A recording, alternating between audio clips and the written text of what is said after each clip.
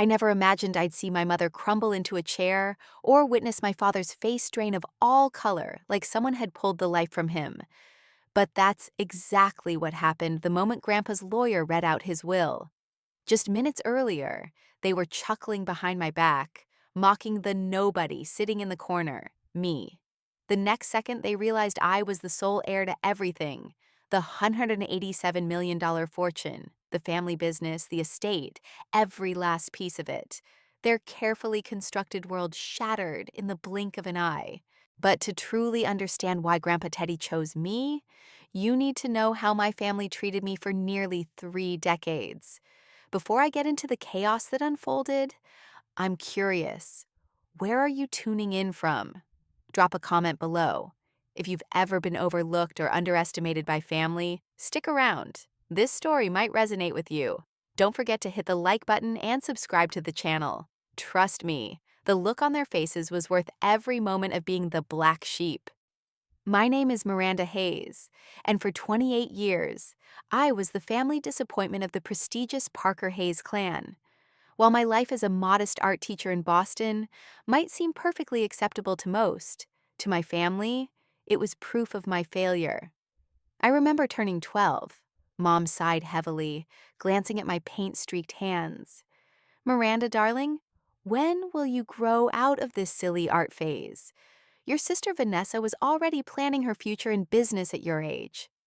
That sting of comparison was sharp, but I was used to it. Vanessa, my older sister by 4 years, was the golden child. Harvard Business School grad, impeccable posture, perfect husband, on track to inherit the family empire. Then there was Tyler, my younger brother, who managed to leapfrog me in the family pecking order with ease. "Tyler has the Parker business sense," my father Garrett would boast. Never mind that Tyler had wrecked 3 sports cars before he turned 21. But as long as he could talk stocks and hedge funds, that's all that seemed to matter. The only person who ever really saw me for who I was? Grandpa Teddy. While the rest of the family mingled at charity galas and yacht parties, he'd sneak away to visit my small art studio. "Show me what you're working on, Mira," he'd say, using the nickname only he called me. 3 months before he passed, he visited unannounced as I worked on a painting of the Massachusetts coastline. "There's something rare about the way you see the world," he told me, studying my brushstrokes with genuine curiosity. "The others see numbers and prestige, you see beauty and truth." I laughed it off, as I always did when complimented. "What good does that do in the Parker Hayes family?" I muttered. His eyes twinkled in that secretive way. "Don't be so sure, Mira. Value isn't always measured by a balance sheet." If I had known those would be some of the last words I'd ever hear from him, I might have asked him to explain. Instead, we sipped tea and chatted about an upcoming gallery show, an event my family would later claim to be too busy to attend. Christmas at the family estate in Greenwich was always the most painful. I'd arrive with modest gifts, usually handmade art pieces, and watch them get set aside in favor of expensive watches, designer handbags, and exotic vacation packages my siblings exchanged. One particular Christmas, I overheard my mother whispering to Aunt Heather, "Miranda's just different. We've tried everything, but she's clinging to this art nonsense." The way she said art made it sound like a contagious disease. Despite it all, I had made peace with being the family misfit. I had built a life that fulfilled me, teaching art to eager students, creating my own work, and surrounding myself with friends who truly valued me. I didn't need the Parker Hayes approval to feel complete. Or at least that's what I told myself on a rainy Tuesday afternoon when the phone rang and my mother's name flashed on the screen. "Miranda." Her voice was sharp, formal, devoid of any warmth. "Your grandfather passed away this morning. The funeral is on Friday. Please dress appropriately." And just like that, she hung up. No, "How are you holding up?" or "I know this must be hard for you." Nothing. I sat there in my studio, staring at the half-finished painting in front of me, my tears blurring the colors together. What I didn't realize then was that Grandpa Teddy had set something in motion that would turn the Parker Hayes family upside down and put me right at the center of it. 2 weeks after the funeral, where I'd stood quietly in the back row while my siblings delivered polished eulogies they hadn't written themselves, I received a formal letter on heavy cream-colored paper. The return address read, Preston and Associates, Attorneys at Law. It read, Dear Miss Hayes, your presence is requested at the reading of the last will and testament of Theodore James Parker, to be held at the Parker estate on Friday, June 12th at 2 p.m. Your attendance is of particular importance. I read the letter over and over, trying to make sense of why my presence could possibly be of any particular importance. Before I could even fully process it, my phone rang again. My mother. I see you got the letter, she said, her tone clipped. You're expected to attend, of course, though it's just a formality. Preston insists on having everyone present, no matter how irrelevant. The pause before irrelevant spoke volumes. I was planning to come, I replied evenly. Good. Wear that navy dress I bought you for Vanessa's engagement party. At least it looks somewhat professional. She hung up without another word. Classic Lauren Hayes power move. As I set my phone down, a flood of memories came rushing back. The quiet moments with Grandpa Teddy, the ones no one else saw. Like at my high school art show, when I won first place for a mixed media piece exploring income inequality, a theme that would have horrified my family had they bothered to show up. I remember standing nervously by my work, feeling exposed, when I heard his familiar voice behind me. It's provocative, Mira. It makes people uncomfortable in all the right ways. Grandpa, I didn't expect anyone from the family to come. Miss my granddaughter's big moment? Not a chance. He squeezed my shoulder. The others are missing out. That's their loss. And then there was my 21st birthday. While Vanessa and Tyler got extravagant parties, mine was acknowledged with a gift card and a brief half-hearted phone call. But Grandpa Teddy took me to dinner at a quiet, elegant spot in Boston. 21 years, huh? He mused, sipping his scotch. You know what I've learned in my 78 years, Mira? True wealth isn't in your bank account. It's knowing who you are and never apologizing for it. I nodded, though I hadn't fully grasped the weight of those words back then. And just last year, when I held my first small exhibition at a local gallery, I glanced up from a conversation with a buyer and saw Grandpa Teddy quietly studying each piece, methodically, despite the pain I knew his arthritis caused. My parents, of course, were too busy with a company merger to attend. The morning of the will reading arrived, clear and bright, a stark contrast to the storm swirling in my mind. I stood in front of my closet, eyeing the navy dress my mother had instructed me to wear. But in a quiet act of rebellion, I chose a simple black sheath and draped a colorful, hand-painted scarf I'd made myself over my shoulders. It felt important to show up as me, not the version my family tried to mold. The 3-hour drive to Greenwich gave me far too much time to reflect. I thought of all the holiday dinners where I was seated at the far end of the table, the business discussions I was excluded from, the subtle yet constant message, you're not enough, not smart enough, not ambitious enough to matter.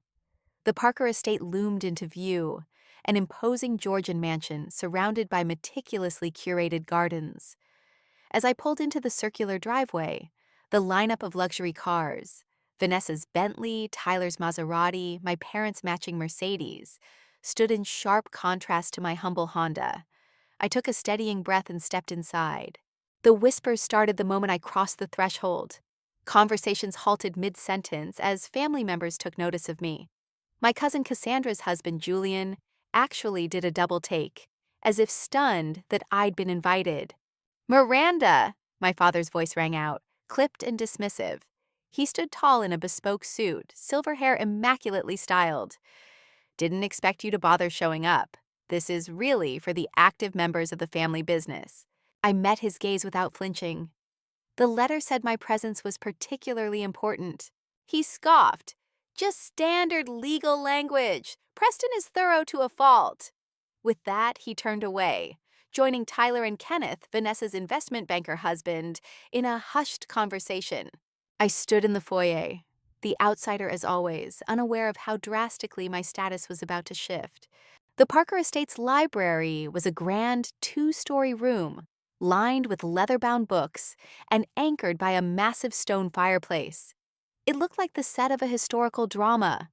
Sunlight streamed through towering windows, casting an almost ethereal glow on the polished wood floors. Family members settled into their self-assigned seats, as if ranking themselves by importance. My parents took the large armchairs directly across from Preston's desk. Vanessa and Kenneth claimed the love seat to the right. Tyler and Jenna, ever the social media influencer, sat nearby, Jenna sneaking in quick videos for her followers when she thought no one was watching. Vanessa looked immaculate, as always, her tailored suit likely costing more than my rent for 3 months. Her blonde hair was styled into a flawless chignon. As I entered, her eyes swept over my outfit with thinly veiled judgment. "Oh, Miranda," she cooed, voice syrupy sweet. "If you needed help picking something suitable, you could have just asked. I have several designer pieces I've only worn once." Before I could respond, Tyler cut in. "Let it go, Van. Not everyone lives for appearances." Without acknowledging me, he returned to his whispered conversation with Jenna, who continued recording as though this were any other day. The extended family trickled in, Aunt Heather and her third husband Richard, cousins Gregory and Cassandra with their partners, and a few distant relatives who appeared at family functions just enough to stay relevant. I was quietly directed to a straight-back chair in the far corner, partially obscured by a towering fern. Fitting, really. At precisely 2 p.m., Philip Preston entered. The longtime family attorney was a composed man in his 60s, with salt and pepper hair and an air of quiet authority. He took his seat behind the imposing desk, cleared his throat, and began. "Good afternoon. We are here to execute the final wishes of Theodore James Parker. Before we proceed, allow me to extend my personal condolences. Teddy was not only my client, but a dear friend." A few murmured platitudes rippled across the room. I noticed my mother delicately dabbing at completely dry eyes with a monogrammed handkerchief. Preston began with the formalities, bequeathing jewelry to my mother, the vintage car collection to my father, the Hamptons property to Vanessa and Kenneth, a ski lodge in Aspen to Tyler. Various cousins received financial gifts, $50,000 here, $100,000 there, just enough to keep them content. But the major assets, the family estate, Parker Industries, the core investment portfolio, remained unspoken, and the tension in the room grew thick. My mother's manicured nails tapped a restless beat on the leather armrest. Vanessa's smile tightened into a thin line. Tyler shifted in his seat. Then Preston's tone shifted and the room seemed to freeze.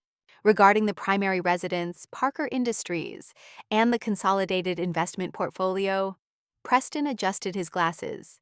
These holdings, collectively valued at approximately $487 million, are hereby bequeathed in full to my granddaughter, Miranda Hayes. It was as though the oxygen had been sucked out of the room. For a few stunned seconds, no one moved. No one spoke. Then chaos erupted. My mother went sheet white, her hand flying to her throat as she slumped back into her chair. My father shot to his feet so forcefully that his chair toppled over with a crash. "This is absurd!" he bellowed, face flushed an alarming shade of red. "There's been a mistake, a clerical error." Vanessa sat frozen, her mouth opening and closing like a goldfish out of water. Kenneth, quick to recover, whipped out his phone, undoubtedly to call their attorney. Tyler shot to his feet, knocking over a priceless vase in the process. "This is illegal!" someone shouted. "She doesn't know the first thing about business." Teddy must have been senile. He wasn't in his right mind. Accusations flew from every direction. And through it all, I sat quietly, feeling oddly detached, like I was watching a scene in a movie rather than living it. Preston tried to restore order, his hands raised.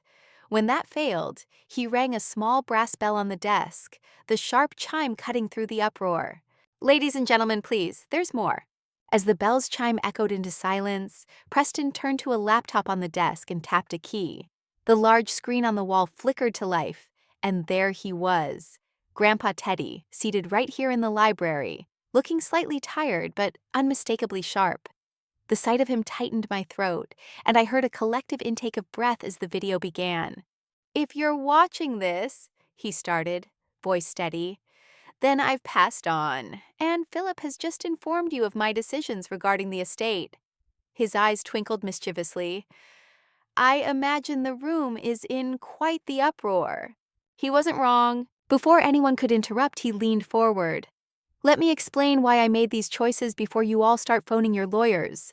He spoke with calm authority, the same presence I remembered from our quiet talks in my studio.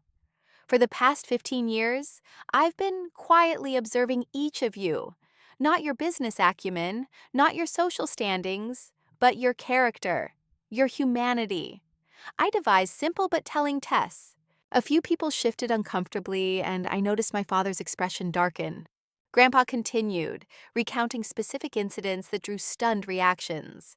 My father, Garrett, had fired a loyal employee who needed medical benefits for a sick child. My mother, Lauren, had refused to help his longtime secretary when she fell on hard times. Vanessa had sabotaged a colleague to win a promotion. Tyler had been caught using company resources for personal luxuries. Each detail hit like a hammer, stripping away the veneer of perfection. "I tested you," Grandpa said, his voice quieter now, tinged with sadness. "And each of you failed. Not business tests, human tests." Then his expression softened, and he looked straight into the camera. "Except Miranda." It was as if every gaze in the room snapped to me at once. Grandpa went on, his voice warm and proud. "My Mira, who used her modest teacher's salary to help a student's family avoid eviction, who visits her elderly neighbors every Sunday, who creates beauty instead of chasing status, who never, not once, asked me for money or favors, despite being shut out by her own family." I felt hot tears pricking at my eyes, a lifetime of dismissal suddenly validated in a single moment. "Miranda understands something the rest of you have forgotten," he said, leaning back in his chair. "That the value of a person is not measured in wealth or titles, but in kindness, integrity, and the courage to stand for what's right. That's the leader I want for the Parker legacy." He paused, letting that settle in before delivering his final blow.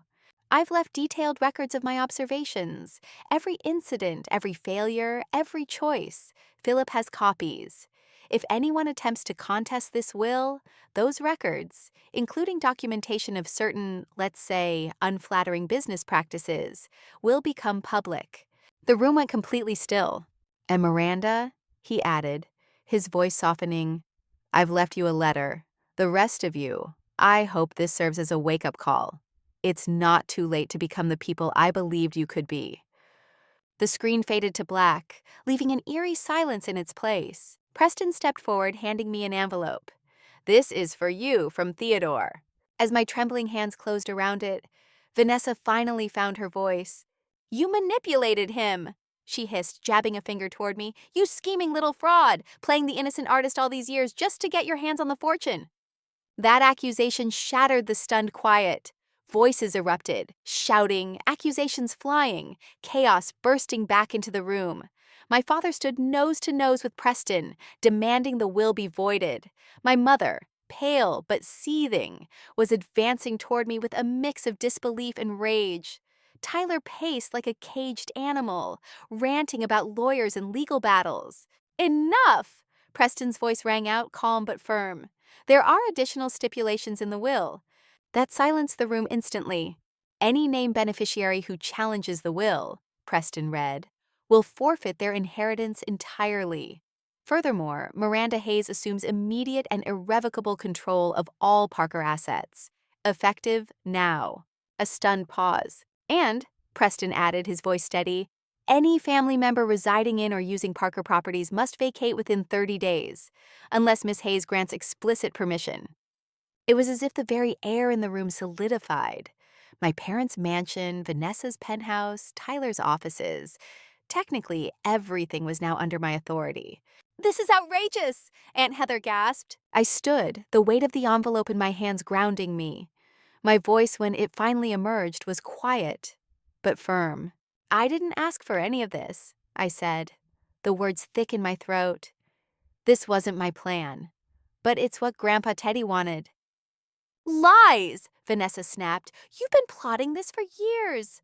Gregory, ever the opportunist, slid toward me with a smile.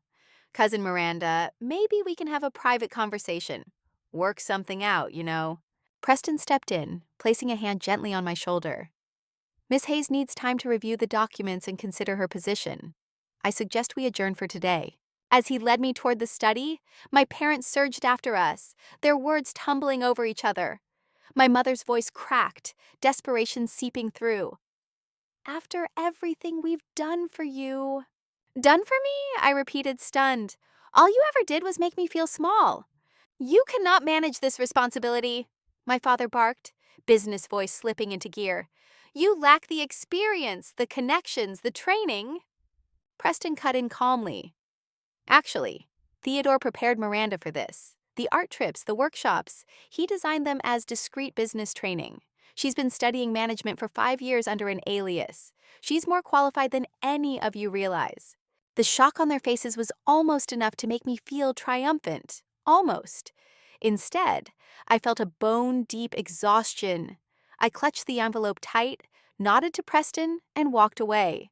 The envelope from Preston felt like it weighed a ton as I clutched it on the drive back to Boston.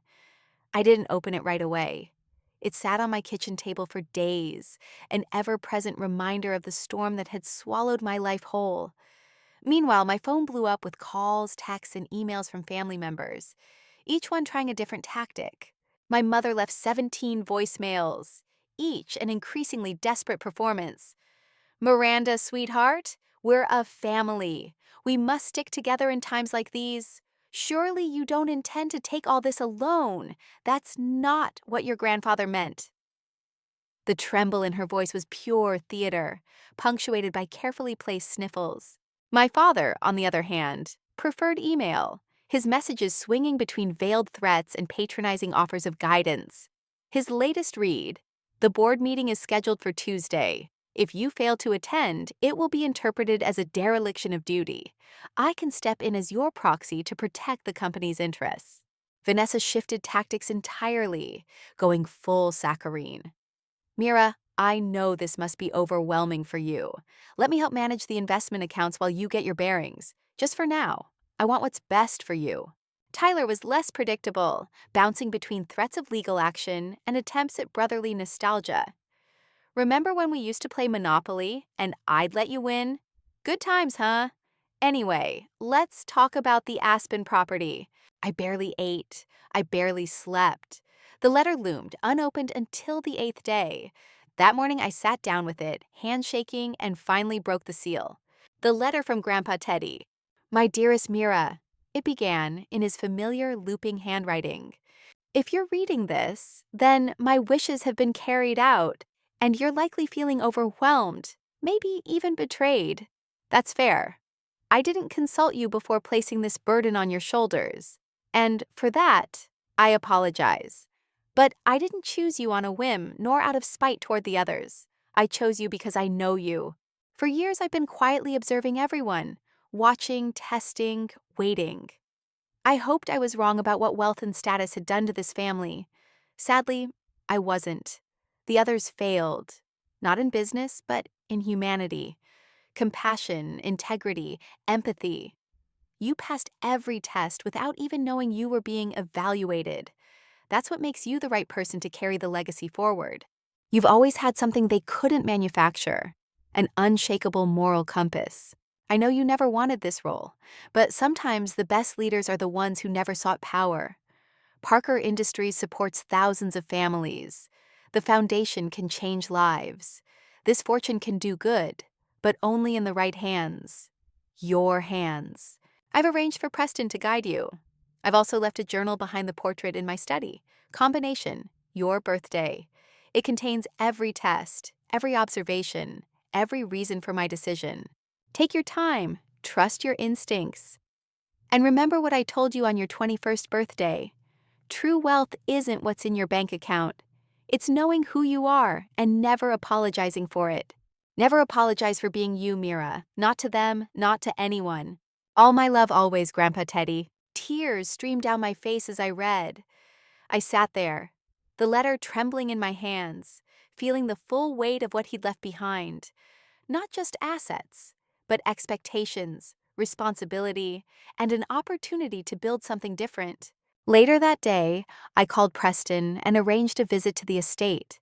I needed to retrieve that journal. It was time to understand everything. The journal was thicker than I expected, bound in worn leather, its pages softened with age, the edges curled slightly. I found it exactly where Grandpa Teddy said it would be, behind the portrait in his study, the combination to the safe matching my birthday. As I flipped through the pages, I felt a deep sense of awe and dread. Every page held meticulous records, each one a testament to Grandpa's quiet but thorough evaluations. There was my mother, Lauren, refusing to help Dorothy, Grandpa's secretary of 30 years, when Dorothy's husband was battling cancer. "We can't set a precedent of handouts," she had said, her tone cold and dismissive. What she didn't know was that Grandpa had deliberately mentioned Dorothy's struggles during a family dinner to see how they would respond. My father, Garrett, had been secretly embezzling from a subsidiary to pay off gambling debts. Grandpa had known. He documented every dollar, every meeting, every lie. Vanessa, the golden child, had sabotaged a junior colleague to steal credit for a major deal. Tyler had verbally abused janitorial staff, caught on camera berating them when he thought no one important was watching. And then, scattered among those damning entries, there were notes about me. Miranda gave up her seat on the train for an elderly man, then helped carry his bags all the way to the station exit. She didn't know that man was Harold Winters, a potential investor in Parker Industries. Miranda spent her weekend helping a neighbor repaint their home after a fire, without expectation of recognition or thanks. Miranda refused to accept money from family, even when struggling with rent, insisting she could manage on her own. I closed the journal, my hands trembling. This wasn't just a collection of anecdotes. It was a case. Irrefutable, meticulously gathered evidence. Proof that Grandpa had been watching, testing, and deciding all along. My phone rang, jarring me from the whirlwind in my head. Preston's voice came through the line, calm but firm. "Miranda, I hate to interrupt, but there's a situation. Your family is moving forward with legal action despite the stipulations in the will. They're claiming undue influence, diminished capacity, anything they think might give them an edge." My heart pounded. Panic crept in, my breath quickening, chest tightening. The weight of it all, the estate, the company, the foundation, the legal mess. It felt crushing. "I can't do this, Preston," I gasped, struggling for air. I'm having a panic attack." "Breathe, Miranda. Slowly. In through your nose, out through your mouth." His voice was steady, grounding me. "You are not alone in this. We'll get through it, one step at a time." Once my breathing steadied, Preston continued. "I suggest we schedule a family meeting, on your terms, in your space. It's time to establish boundaries and make your position clear." I nodded even though he couldn't see me. My voice when I found it was quiet but determined. "Okay, let's do it. But first I needed backup." I called the one person outside my family I trusted implicitly. Olivia Carter, my childhood friend. We'd met in 3rd grade when I was the awkward new kid, and she shared her lunch with me. "Holy hell, Mira," she said after I explained everything. "That's straight out of a movie." "I don't know if I can do this," I admitted, voice barely above a whisper. "I'm an art teacher, not a CEO. Correction, you're an art teacher who's been managing classrooms of 30 kids on a shoestring budget while creating beautiful work. You're organized, intuitive, and strong as hell. You can do this. You just haven't been allowed to before." Her belief in me felt like an anchor in a storm. Later that evening, I found myself at the cemetery, standing in front of Grandpa Teddy's grave. The sun was dipping low, casting long shadows across the manicured grass. "I wish you'd warned me," I whispered to the headstone, tears brimming in my eyes. "I wish you'd given me time to prepare." A soft breeze stirred the flowers at my feet. I took a deep breath and let it out slowly, realizing maybe he had prepared me in his own quiet way. It was time to step up. I arranged the family meeting at the estate, my estate now. The grand dining room at Parker Manor felt different, almost surreal, knowing it was legally mine. The massive mahogany table that had once loomed over me as a child now seemed smaller, less intimidating. I sat at the head of the table, the seat where Grandpa Teddy had presided for years. Preston sat at my right, a quiet but solid presence. Two discreet security professionals stood near the doors, a precaution Preston had strongly recommended. I'd spent 3 days preparing, reading Grandpa's journal cover to cover, reviewing financials, consulting with Preston about legal options. For the first time since the will reading, I felt steady. The panic had been replaced by a cold clarity. This was mine to handle now. The family arrived in staggered waves, clearly having coordinated their entries for maximum effect. My parents swept in first, a united front in sharp conservative attire. My mother's pearls and my father's gold cufflinks caught the light, subtle reminders of the wealth they believed should have been theirs. "Miranda," my father greeted me stiffly, voice clipped. "I trust you've come to your senses since our last conversation." I gestured to seats halfway down the table, not their usual spots of honor. My mother's eyes narrowed, but she said nothing. Vanessa arrived next, dressed for a corporate takeover, her eyes sharp and calculating. Tyler and Jenna followed, Tyler looking contrite, Jenna for once without her phone in hand. The tension was thick as molasses as everyone settled. They waited, expecting me to start groveling, to explain, to apologize. But I didn't. I simply sat, meeting each of their eyes in turn, letting the silence stretch until my father finally snapped. "Well?" he demanded. "You called this meeting, what do you want?" I placed my hands flat on the table. My voice, when it came, was calm but firm. "I want to make one thing perfectly clear. Grandpa Teddy's decision is final. The estate, the company, the assets, everything is legally mine. That's not up for debate." Vanessa scoffed, crossing her arms. "How generous of you to acknowledge our existence." I ignored her and continued, unfolding a sheet of paper in front of me. Not that I needed it, but it gave me a sense of control. "I never asked for any of this. I never expected it. But Grandpa's wishes were clear, and I intend to honor them. He didn't make this decision lightly. He spent years observing all of us, not as business people, but as humans." "That's absurd," my father interrupted, voice rising. "Teddy was a businessman through and through. He would never." "You didn't know him," I cut in quietly, my voice slicing through his like a blade. "None of you did. You saw what you wanted to see, a wealthy patriarch you could manipulate. I saw a man with integrity, a man deeply disappointed in what his family had become." The room fell silent, the weight of my words hanging heavy in the air. "Shall I tell you what he really thought?" I asked, flipping open Grandpa's journal. "Would you like to hear it in his words?" The color drained from my mother's face. "That won't be necessary," Preston interjected smoothly. "I believe what Miranda is emphasizing is that she possesses extensive documentation, records that would be damaging if made public during any legal proceedings." "Are you threatening us?" Tyler snapped, his voice tight. "I'm stating facts," I replied evenly. "Fact 1. I have detailed proof of Dad's embezzlement from the Westbrook subsidiary." My father's mouth fell open in shock. "Fact 2. I have records of Mom's affair with Richard Blackwood during the merger negotiations." My mother let out a strangled sound, somewhere between a gasp and a sob.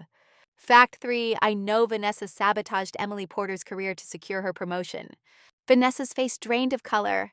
"Fact 4, I have evidence of Tyler's falsified environmental impact reports for the Arizona project." Tyler's jaw clenched, his fists balling at his sides. The room went deadly still.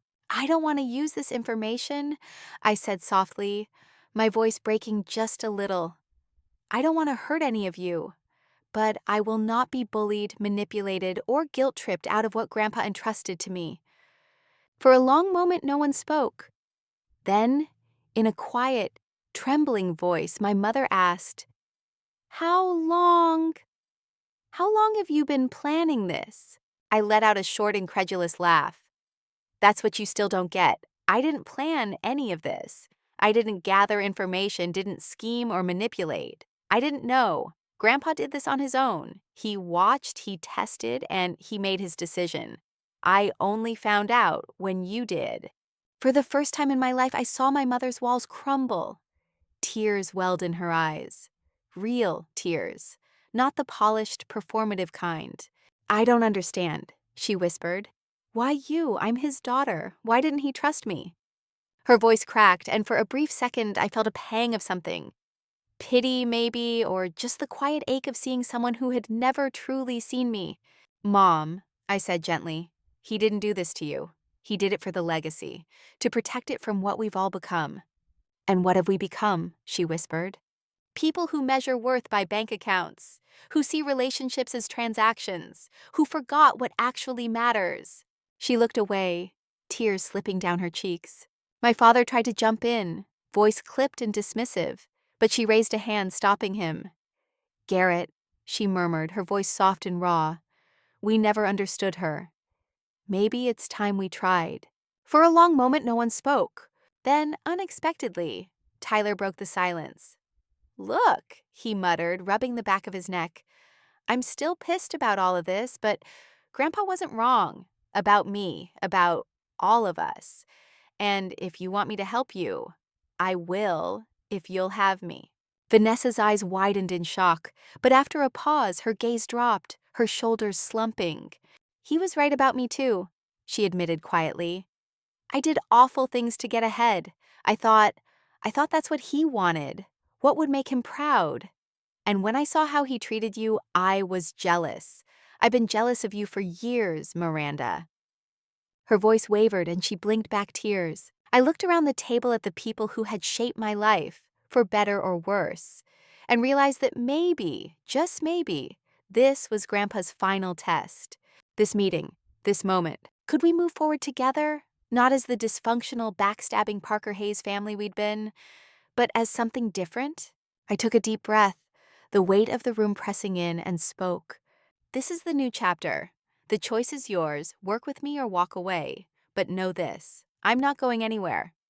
3 months after that tense family meeting, I sat in Grandpa Teddy's old office, now my office, at Parker Industries headquarters. The transformation was striking. The dark, imposing furniture had been replaced with clean, modern lines. Heavy drapes were gone, replaced by sheer panels that let in sunlight.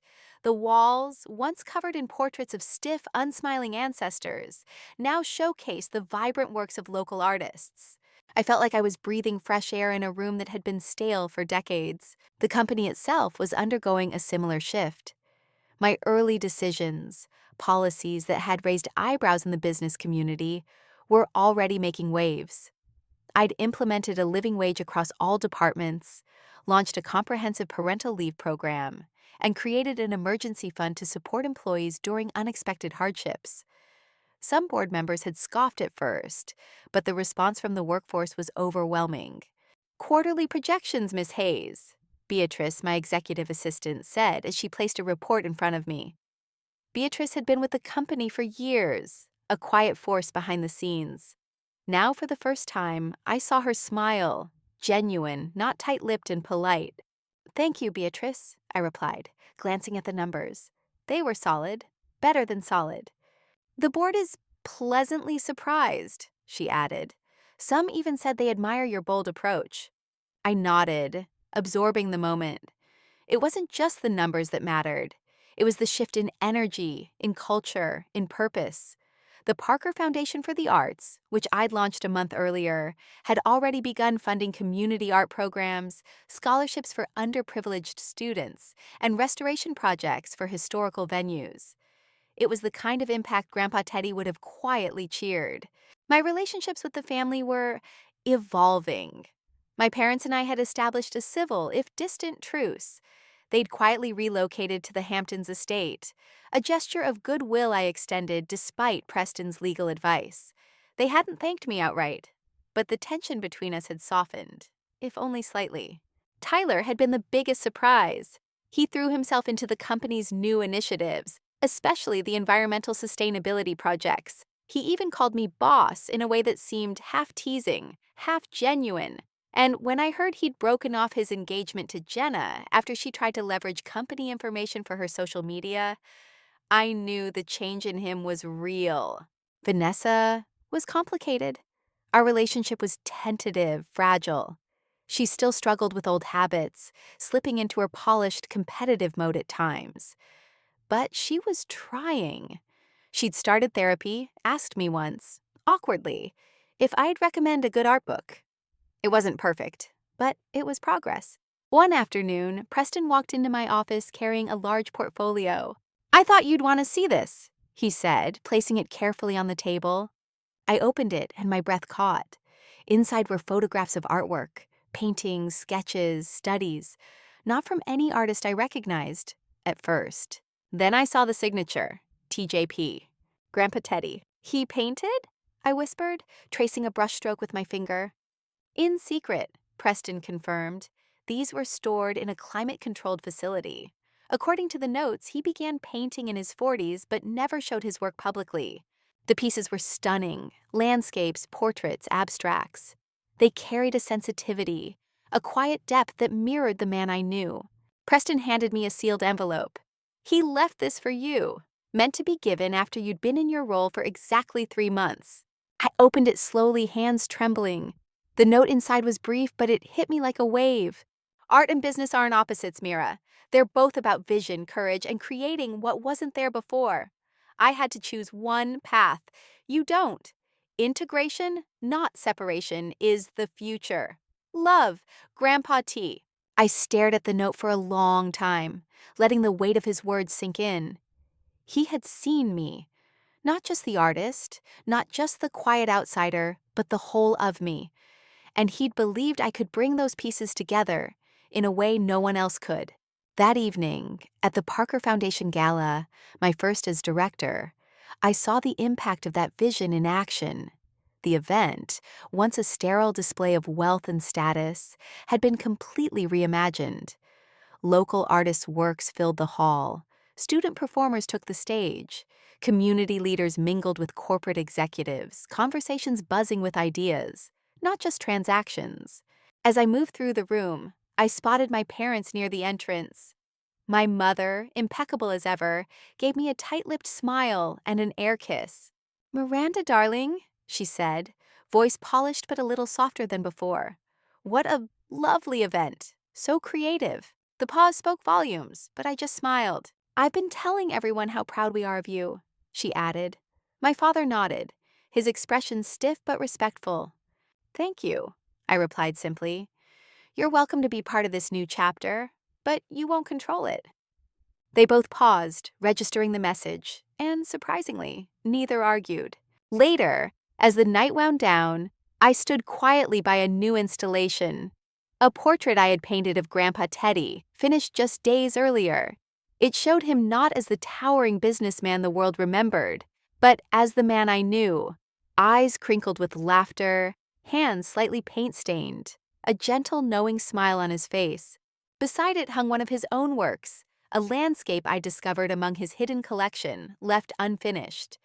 I had completed it, our brushstrokes blending together in a perfect, unexpected harmony. Looking at those two paintings side by side, I felt something click into place.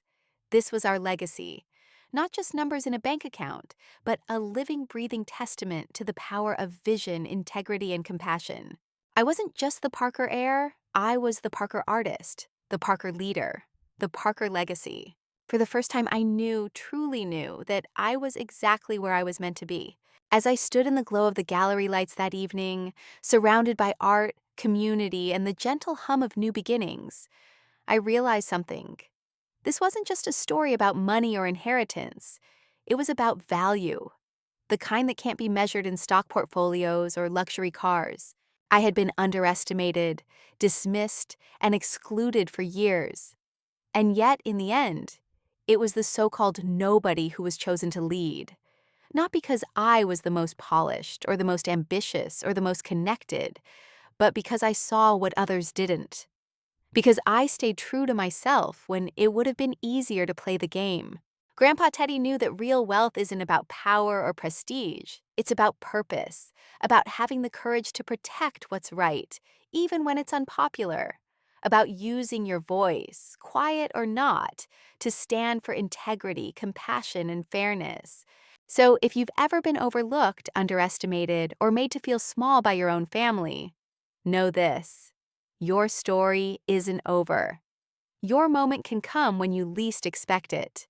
Have you ever felt like the underdog in your own family? Have you had that moment where the tables finally turned? I'd love to hear your story in the comments. And if this tale of family drama, resilience, and unexpected justice resonated with you, hit that like button, subscribe, and stay tuned for more real-life stories that prove sometimes the quiet ones have the most powerful voices of all. Thank you for sharing in this journey, from the family's black sheep to the guardian of the Parker legacy. Until next time, remember, stay true to who you are. That's the real wealth.